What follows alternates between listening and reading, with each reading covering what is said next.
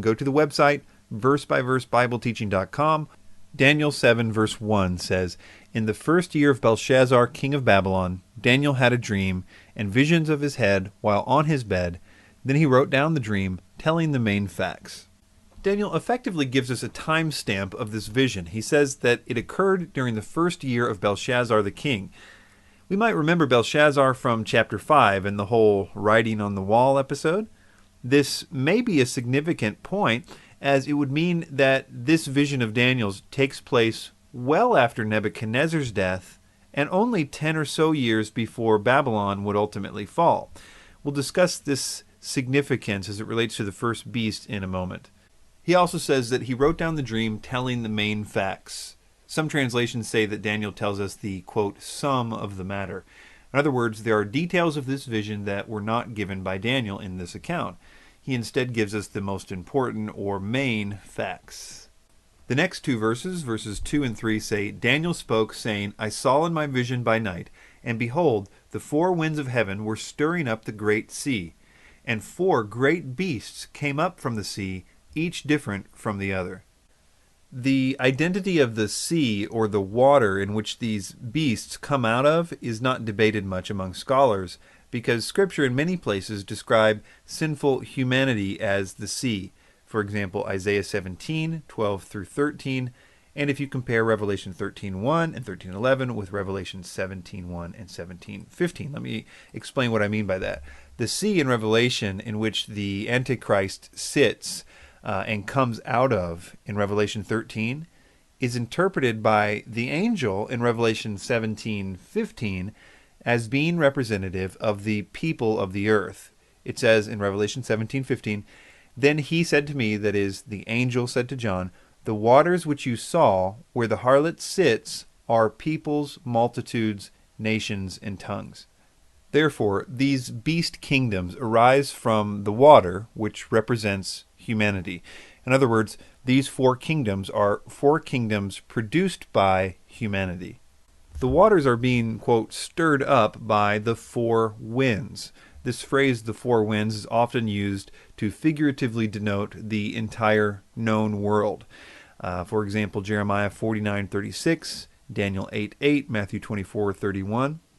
The phrase, the four winds, is often associated in that context with the four cardinal points of the compass, like north, south, east, and west.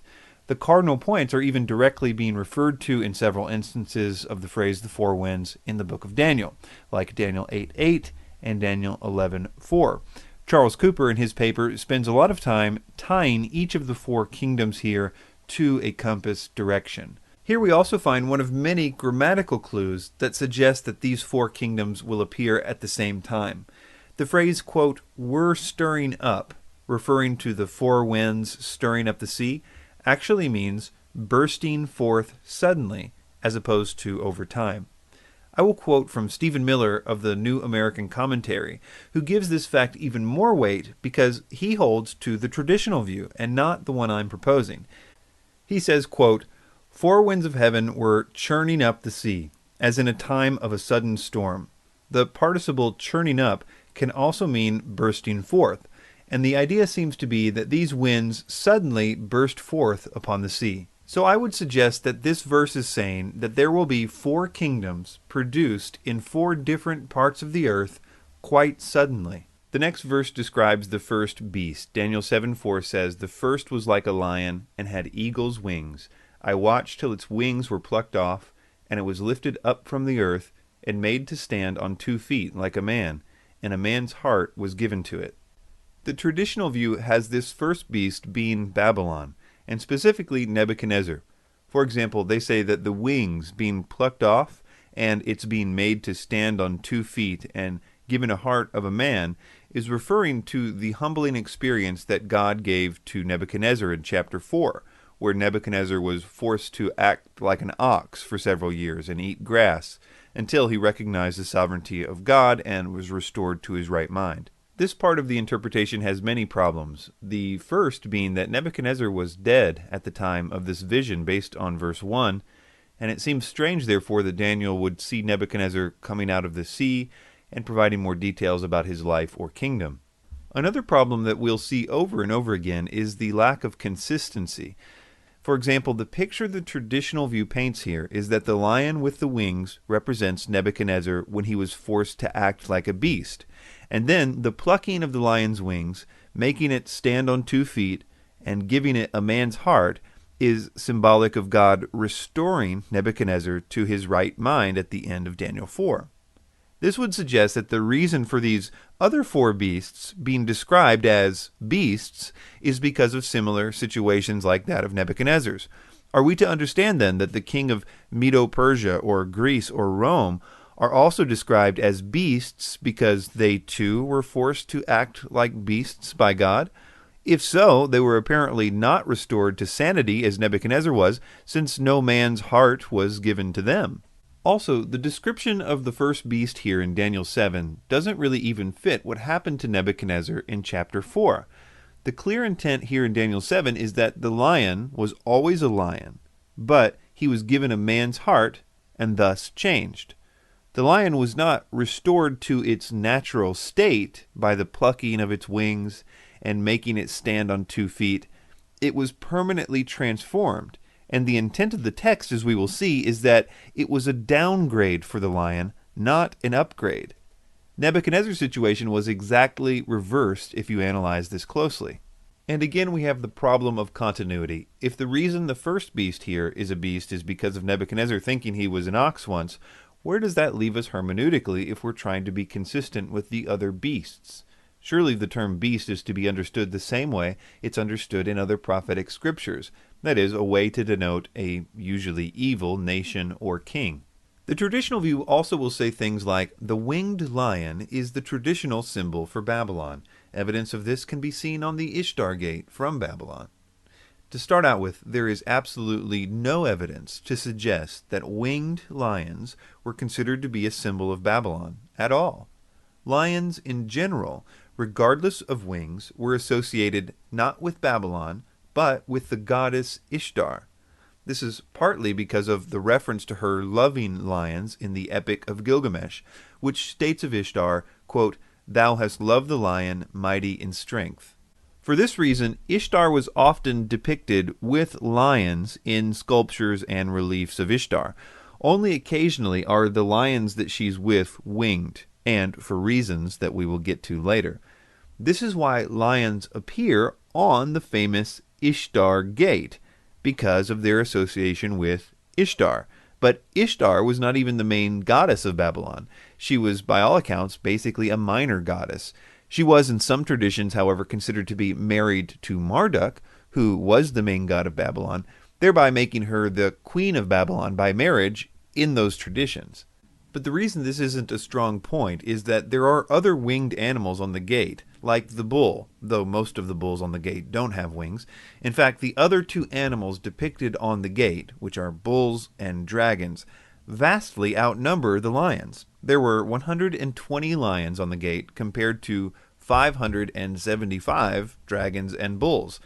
Incidentally, Nebuchadnezzar was really proud of the bulls and dragons on the front of the gate, where you won't find any lions. He even mentions them specifically in his inscription about why he built the gate, and he doesn't mention the lions at all. All that to say that the many commentators who try to make this point that winged lions are symbols of Babylon do so despite the historical evidence that winged lions are quite simply not symbols of Babylon at all. And when they do show up in Babylon, they are exceedingly rare. Most of the lions depicted in Babylon are without wings, and wings or not, lions are almost exclusively associated with Ishtar, who is only tangentially related to the Neo-Babylonian kingdom, and by most accounts was only a minor goddess. And to make matters worse, she was a goddess whose worship and association with lions goes back 1,000 years before this to a different kingdom altogether. People trying to make this winged lion in verse 4 be Babylon are often thinking of the so-called Lamassu. A Lamassu is a representation of a protective deity, not from Babylon, but rather thousands of years before this in the Akkadian and then Assyrian kingdoms. And although there are a lot of occasions where Lamassu have been depicted with lions' bodies, the vast majority of them are with bulls' bodies. There is some evidence that the Assyrian traditions of putting Lamassu, their protective deities, on city gates was why certain animals on other gates in later periods were given wings as well. It's a kind of tip of the hat to the older Akkadian traditions regarding these protective deities. So, in summary, the problems with the idea that winged lions are symbols of Babylon are as follows. They are not symbols of Babylon according to the Babylonians, and are never referred to as such that I know of in the Babylonian writings. The Ishtar gate has lions on it because lions are a symbol of Ishtar, and even then they are not depicted on the gate nearly as much as the other animals. The concept of Lamassu was mostly represented by a bull's body and had virtually nothing to do with Babylon since they were Assyrian. I also think this interpretation causes a hermeneutical problem as well. If one is going to say that we should look for a culture's symbol for itself to decipher the following beast kingdoms, then how are we to deal with the rest of the beasts? There is not a shred of evidence that, for example, the Medo-Persians symbolized themselves with a bear. I don't even think any of the traditional commentators try to suggest that, probably because of the obvious lack of evidence. Nor did Greece make statues or reliefs symbolizing itself as a leopard, let alone Rome as the crazy beast that Daniel describes in this chapter. In other words, if you're going to say that the deciphering of the beast kingdoms in Daniel 7 can be done by looking at the artwork of the kingdom in question and seeing what symbols they describe themselves with, then it needs to be consistent at least. We would expect, in that case, to find at least some evidence that a similar hermeneutic could be applied to the other beast kingdoms in Daniel 7. That is, for example, that we should find some evidence that the Medo-Persians described themselves in some way as a bear, or that Greece described itself as a leopard. But as we will see, that's not even attempted by those promoting the traditional view. There is a similar problem with the next point, which is brought up by proponents of the traditional view, which is that Nebuchadnezzar is called both a lion and an eagle in Scripture. This is the best point that the traditional view has to offer in favor of their view for any of the four beasts, in my opinion. But even so, it should be considered that Scripture also calls Shalmaneser, king of Assyria, a lion and an eagle, too, in Hosea 8:1 and Jeremiah 50:17.